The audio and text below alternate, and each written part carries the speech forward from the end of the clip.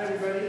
So thanks everybody for coming out. We've called a lot of public meetings in Fernwood over the years, and this is very well attended. So hopefully that means we're all of one mind about what's going to happen. That's certainly been my experience in Fernwood when a lot of people show up.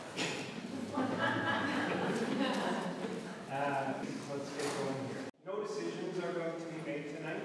This is an opportunity for people to discuss ideas, okay? And to discuss your experience of living in the site. When I say next steps at the end, I'm just interested in what people's ideas are. Like I said, it's not a decision making. Short and snap.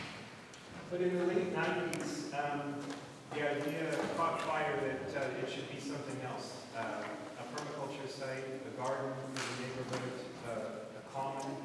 We took on the lease 4 years ago. The school district leases it in 2-year cycles. We had a 2-year, we're in the second of 2-year renewals.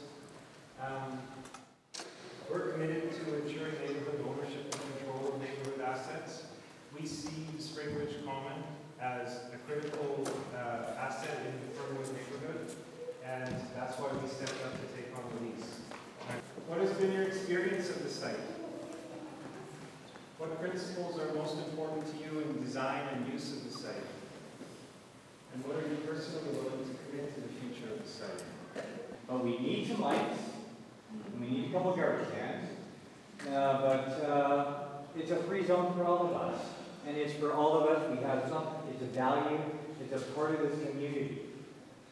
Even when there was not drug dealers, but people hanging out in the clubs, I was picking gooey berries and showing them that they could eat them.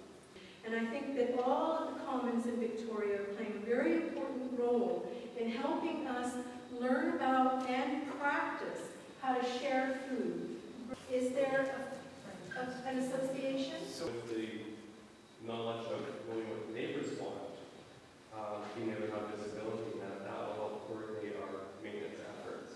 I'm wondering if people would be willing to consider a different model, and maybe one that is about intensive urban food production, but not necessarily the permaculture model. Often when you have a group that is friends of something, they're a fundraising body, and that might be needed in this case. Funds are needed. We need to promote food, we need to have common spaces, we need to have places of learning that are public and that aren't in a way behind walls. The stakeholders that are experts in permaculture and the city to come up with solutions that are sustainable, but also that have financial support. Contribute in whatever way I can, and I'm not seeing anything tonight that helps me become engaged with my wish to volunteer. I'm a farmer and a teacher, and I have a whole lot of students who have a burning desire to learn how to grow things and have hands-on projects. And I bring people to Spring Ridge all the time, and yeah, so looking for volunteers, got lots.